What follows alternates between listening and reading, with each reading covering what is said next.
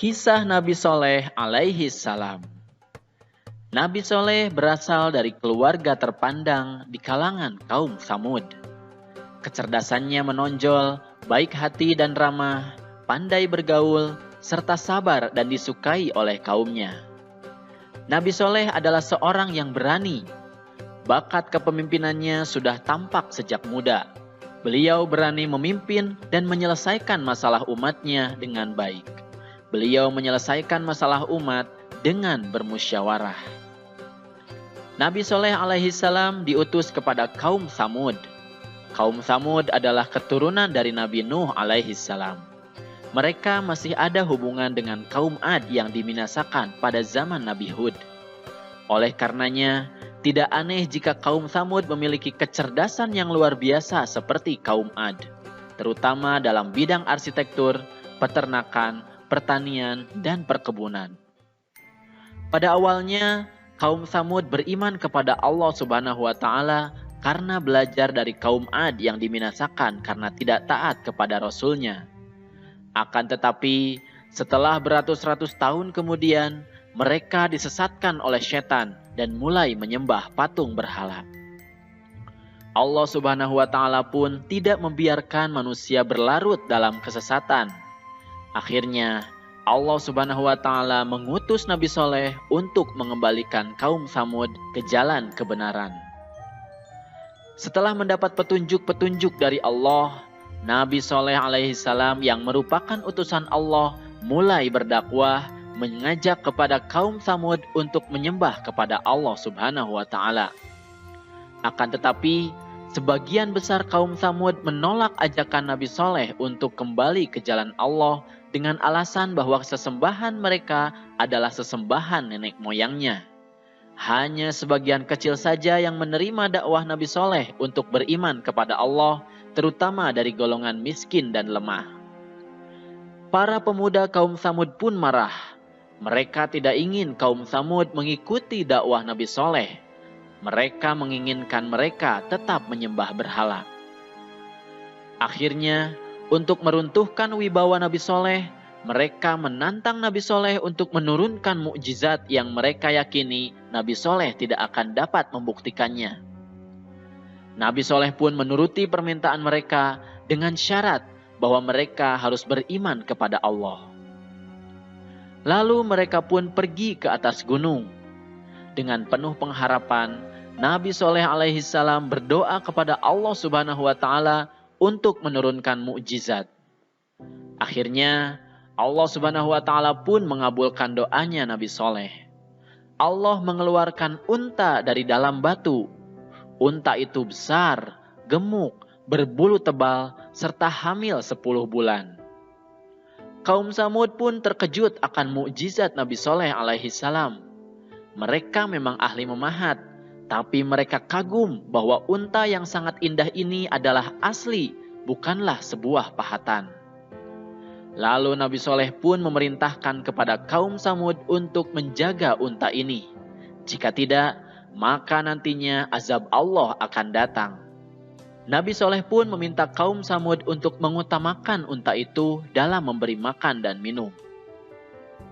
Unta itu pun bebas berkeliaran di tengah-tengah kaum Tsamud.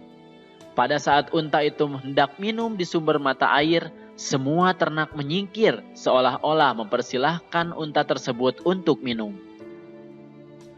Air susu unta itu pun cukup untuk memberi makan orang-orang setiap hari. Mereka boleh memerahnya, tapi tidak boleh mengganggunya. Akan tetapi, mukjizat Nabi Soleh ini tidak menjadikan para pemuda kaum Tsamud beriman. Meskipun hal tersebut membuat Nabi Soleh semakin disegani dan semakin bertambah orang yang beriman, mereka tetap berpegang pada sesembahan nenek moyangnya. Akhirnya, para pemuda pun mengadakan pertemuan untuk menghentikan dakwah Nabi Soleh alaihi salam, dan mereka pun sepakat untuk membunuh unta tersebut. Lalu mereka mengutus para penjahat yang kejam untuk membunuh unta tersebut. Setelah itu, mereka mengumumkan bahwa unta Nabi Soleh telah mati, berharap kaum Tsamud yang telah beriman kembali ke agama nenek moyangnya. Akan tetapi, Kaum Samud justru bersedih karena tidak bisa meminum susu unta tersebut dan takut azab Allah akan datang. Para pemuda pun datang kepada Nabi Soleh dengan angkuhnya. Mereka menantang Nabi Soleh untuk mendatangkan azab yang dijanjikan. Akan tetapi, Nabi Soleh memberinya waktu selama 3 hari untuk bersenang-senang, menikmati hidup, karena setelah itu azab Allah pasti akan datang. Nabi Soleh memberi waktu 3 hari agar memberi kesempatan supaya mereka menyesali perbuatannya. Akan tetapi, orang-orang kafir itu justru menunggu-nunggu azab apa yang akan terjadi, sambil gelisah karena takut azab tersebut benar-benar datang. Akhirnya, para pemuda pun sepakat untuk membunuh Nabi Soleh alaihi salam agar azab itu tidak jadi datang. Mereka mengutus kembali para penjahat kejam yang telah membunuh unta Nabi Soleh untuk membunuh Nabi Soleh. Akan tetapi, rencana tersebut digagalkan oleh Allah Subhanahu wa Ta'ala. Allah menghentikan mereka dengan menimpakan batu dari langit sehingga para penjahat itu mati. Kemudian Nabi Soleh beserta kurang lebih 110 pengikutnya pun berhijrah ke Palestina untuk menghindari azab yang akan didatangkan oleh Allah Subhanahu wa Ta'ala. Meskipun begitu, Nabi Soleh alaihi salam bersedih karena sebagian kaum Samud masih tidak mau beriman kepada Allah. Setelah 3 hari berlalu, datanglah azab dari Allah yang dijanjikan. Terdengar suara sangat keras dari langit, petir menyambar, dan bumi pun berguncang. Akhirnya, kaum Samud yang kafir pun mati dengan mengenaskan. Bangunan-bangunan yang telah didirikan ambruk, maka binasalah kaum Samud tersebut. Sampai saat ini, kita masih bisa melihat bangunan-bangunan yang didirikan kaum Samud tersebut berada di Saudi Arabia. Nah adik-adik, itulah kisah keteladanan Nabi Soleh alaihi salam.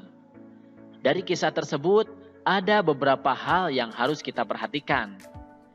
Yang pertama, kita harus taat kepada Allah Subhanahu wa Ta'ala dan Rasul-Nya.